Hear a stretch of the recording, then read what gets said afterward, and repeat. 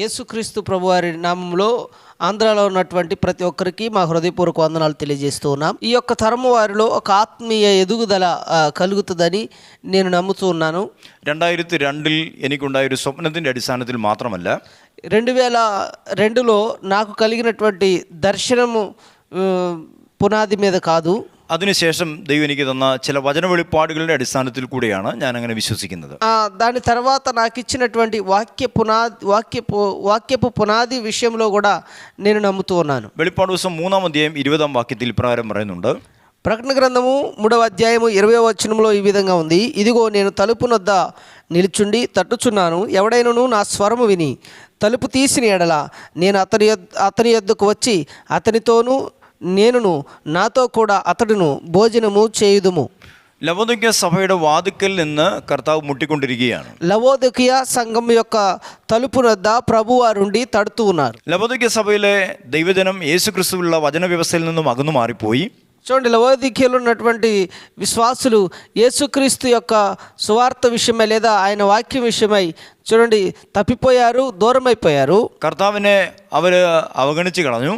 దేవుణ్ణి వారు చూడండి చాలా వారు వ్యతిరేకించారు. എങ്കിലും യേശു കർത്താവ് വാതിക്കൽ നിന്ന് മുട്ടിക്കൊണ്ടിരിക്കുകയാണ്. కానీ యేసుక్రీస్తు వారు ద్వారము దగ్గర ఉండి తలుపు దగ్గర ఉండి తడుతూ ఉన్నారు. അവിടെ കർത്താവ് പറഞ്ഞ ഒരു അത്താഴം ഒരുക്കി വാതിക്കൽ നിന്ന് മുട്ടുന്നു എന്നാണ് കാണാൻ കഴിയുന്നത്. అక్కడ మనకు కనబడుతుంది ఆయన భోజనం సిద్ధపరిచి ఆ తలుపు దగ్గర తడుతున్నట్లుగా మనం ఇక్కడ వాక్యంలో చూస్తూ ఉన్నాం.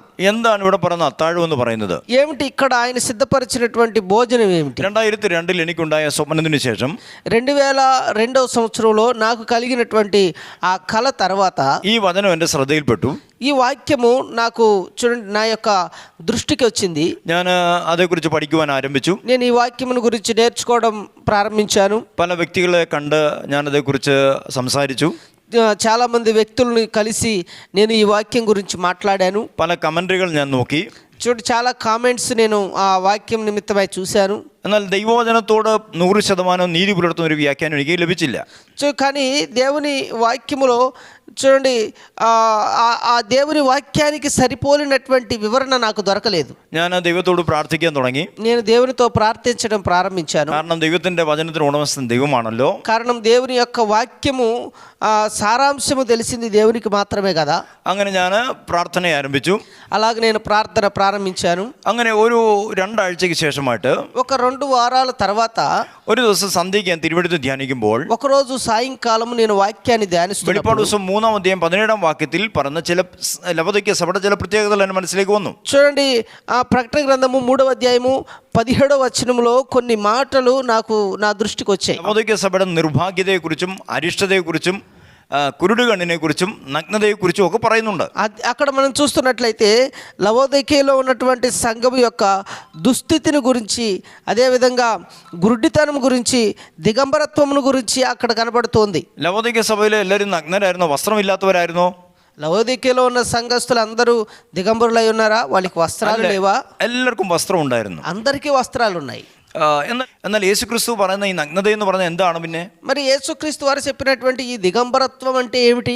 നമ്മൾ വചനത്തെ വ്യാഖ്യാനിക്കേണ്ടത് വചനം കൊണ്ട് തന്നെ വ്യാഖ്യാനിക്കേണ്ടിയിരിക്കുന്നു. మనము ఈ వాక్యాన్ని ఎలా వ్యాఖ్యానించాలి అంటే వాక్యాన్ని వాక్యం ద్వారానే వ్యాఖ్యానించాలి. അങ്ങനെ വചനത്തെ വചനം കൊണ്ട് തന്നെ വ്യാഖ്യാനിക്കുമ്പോൾ നഗ്നത എന്ന് പറയുന്നത് ക്രിസ്തുയേശുവിലുള്ള ദൈവസഭയ്ക്ക് നീതി പ്രവൃത്തികൾ നഷ്ടപ്പെട്ടു പോകുകയെന്നുള്ളതാണ്. చూడండి, నగ్నత అంటే ఈ యొక్క క్రీస్తు యేసుతో ఉన్నటువంటి ఈ నీతిని వాళ్ళు పోగొట్టుకున్నారు. అదే నగ్నత.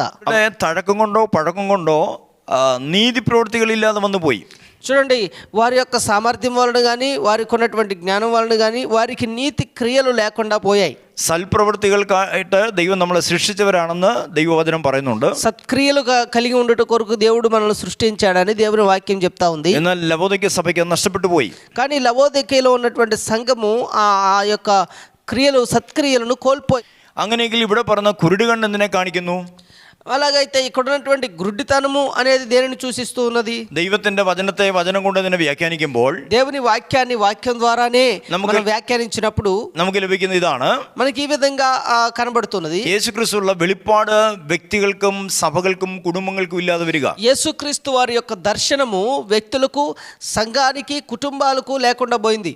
ആത്മീയമായി കുരുട് ബാധിക്കുന്ന അവസ്ഥയിലേക്ക് സഭ വരിക. ఆత్మీయ గుడ్డితనము కలిగి సంఘము ఆ పరిస్థితులు ఆత్మీయ గుడ్డితనం కలిగిన పరిస్థితికి వచ్చింది. എന്താണ് സംഭവിക്കാൻ പോകുന്നത് എന്നതിനെ കുറിച്ചുള്ള വെളിപ്പാടില്ലാതെ വരിക.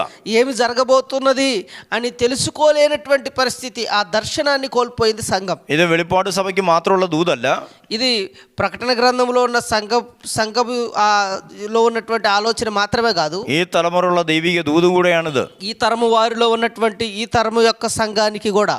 വെളിപ്പാട് പുസ്തകത്തിൽ പറഞ്ഞ 7 സഭകൾ ప్రకటన గ్రంథములో ఉన్నటువంటి 7 సంఘాలు സഭാ കാലയളവിലെ 7 കാലഘട്ടങ്ങളെ കാണിക്കുകയാണ്. చూడండి, 7 కాలాలను, సంఘమును గురించి 7 కాలాలను సూచిస్తున్నది.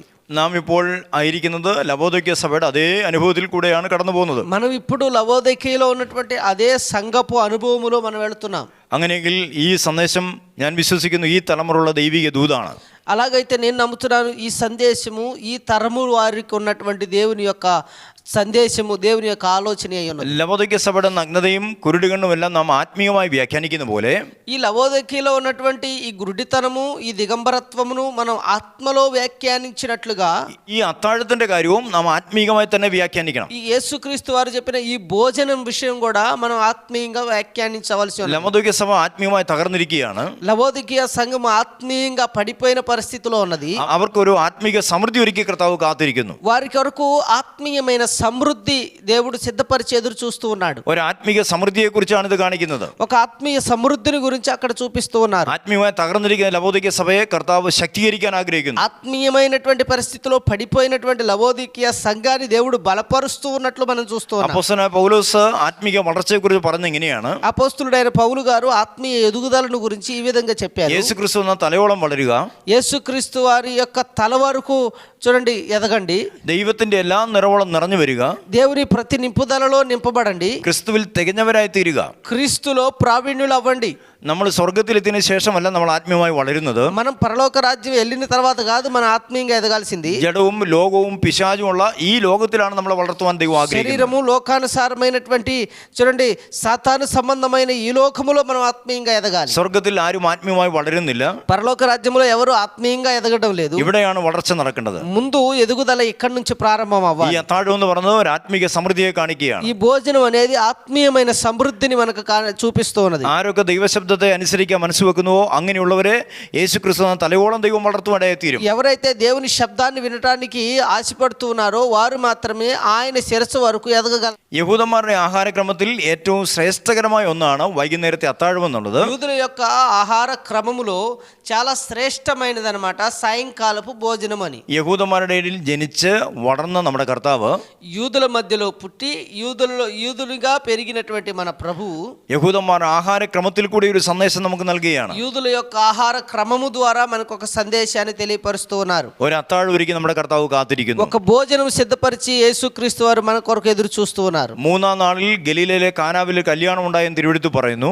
3వ రోజు గలిలయ అనేటువంటి కానానులో ఒక వివాహం జరుగుతున్నట్లుగా మనం చూస్తాం. അവിടെ വീഞ്ഞ് തീർന്നു പോയി.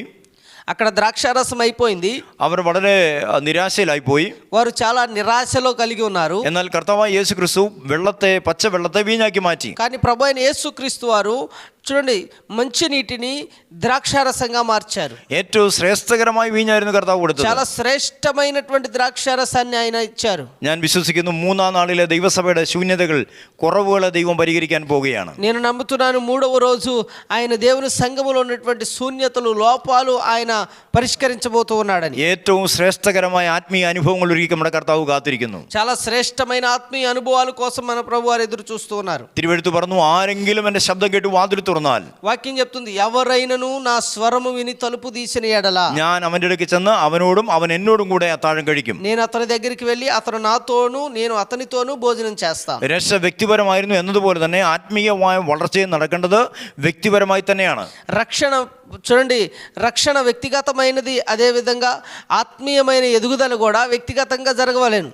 ഓരോ പ്രാദേശിക സഭയും ആത്മീയ വളർച്ചയ്ക്ക് പ്രാധാന്യം കൊടുക്കണം. ఒక్కొక్క ప్రాంతీయ సంఘము ఆత్మీయ ఎదుగుదలకి ప్రాముఖ్యతగా ఉండాలి. കാലം ഇനിയും അധികം നമ്മുടെ മുമ്പിലില്ല. సమయం ఇంకా ఎక్కువ మన ముందు లేదు. കർത്താവിന്റെ കാഹളധ്വനി ഏറ്റവും അടുത്തിരിക്കുന്നു. దేవుని యొక్క బూర శబ్దము చాలా సమీపంగా ఉన్నది. നിങ്ങളുടെ സഭ ഒരു ആത്മീയ ഉണർവിലേക്ക് പ്രവേശിക്കട്ടെ. మీ సంఘము ఆత్మీయ ఎదుగుదలలోనికి ప్రవేశించునుగాక. ആത്മാവിന്റെ വലിയ പ്രവൃത്തികൾ നിങ്ങളുടെ സഭയിൽ നടക്കട്ടെ. ఆత్మీయ క్రియలు మీ సంఘములో జరుగునుగాక. നിത്യജീവനിലേക്ക് സകലരെയും ആകർഷിക്കുന്ന ഒരാത്മീക മുന്നേറ്റം നിങ്ങളുടെ സഭയിൽ സംഭവിക്കട്ടെ. నిత్య జీవములోనికి అనేకులని ఆకర్షించేటువంటి ఆత్మీయ ఎదుగుదల మీ సంఘాలలో జరుగునుగాక. കാരാഗ്രഹത്തിൽ ആരാധന ഉയർന്നപ്പോൾ, చెరసాలలో ఆరాధన జరిగినప్పుడు കാരാഗ്രഹ പ്രമാണി വെളിച്ചം ചോദിച്ചുകൊണ്ട് അകത്ത് വന്നതുപോലെയും, చూడండి, చెరసాల నాయకుడు వెలుగు అడుగుతూ, దీపం అడుగుతూ లోపలికి వచ్చినట్లుగా, ഗുരുവിന് ആവശ്യമുള്ള കഴുതയെ ശിഷ്യന്മാർ ഇറങ്ങിച്ചെന്ന് അഴിച്ചുകൊണ്ട് വന്നതുപോലെയും ഒരു മുന്നേറ്റം സംഭവിക്കാൻ പോവുകയാണ്. చూడండి, తన గురువుకు కావలసినటువంటి గాడిద పిల్లను శిష్యులు ఎత్తుక్కుంటూ వెళ్ళి, చూడండి, ఆ యజమానిని అడిగినట్లుగా ദൈവസഭയിൽ മഹത്വം വെളിപ്പെട്ട് വരുമ്പോൾ അനേകര് ദൈവസഭയിലേക്ക് ഓടി വരും. దేవుని సంఘములో మహిమ బయలుపరచబడినప్పుడు అనేకులు దేవుని సంఘములోనికి ప్రవేశిస్తారు. അപ്പോൾ തന്നെ ఆత్మశక్తి പ്രാപിക്കുന്ന ദൈവജനം ഇറങ്ങിച്ചെന്ന് ചിലതിനെ അഴിച്ചുകൊണ്ടുവരുവാനും ദൈവം സഹായിക്കും. ఆత్మశక్తి పొందుకున్న దేవుని బిడ్డలు వెళ్ళి బంధించబడిన కొన్నిటిని విప్పుకొని తీసుకువచ్చే కార్యం దేవుడు చేయబోతున్నాడు. ഒരു ആത്മീയ മുന്നേറ്റം നിങ്ങൾ അംഗമായിരിക്കുന്ന സഭയിൽ സംഭവിക്കാൻ നിങ്ങൾ പ്രാർത്ഥിച്ചു തുടങ്ങുക. ఒక ఆత్మీయ ఎదుగుదల మీరు చూడండి, అవయవాలుగా ఉన్నటువంటి మీ సంఘములో ఆత్మీయ ఎదుగుదల కలగాలని మీరు ఆశపడండి, ప్రార్థించండి. തിരുവെഴുത്ത് പറഞ്ഞു, ഞാൻ വാതിക്കൽ നിന്ന് മുട്ടിക്കൊണ്ടിരിക്കുന്നു. వాక్యం చెప్తుంది, నేను తలుపు యొద్ద తడుతూ ఉన్నాను. ദൈവശബ്ദത്തിന് പ്രാധാന്യം കൊടുക്കുക. കർത്താവ് തന്റെ മഹത്വം വെളിപ്പെടുത്തട്ടെ. దేవుని యొక్క శబ్దానికి ప్రాముఖ్యత ఇవ్వండి. దేవుడు తన మహిమ బయలుపరచును గాక. ആമേൻ. ఆమేన్.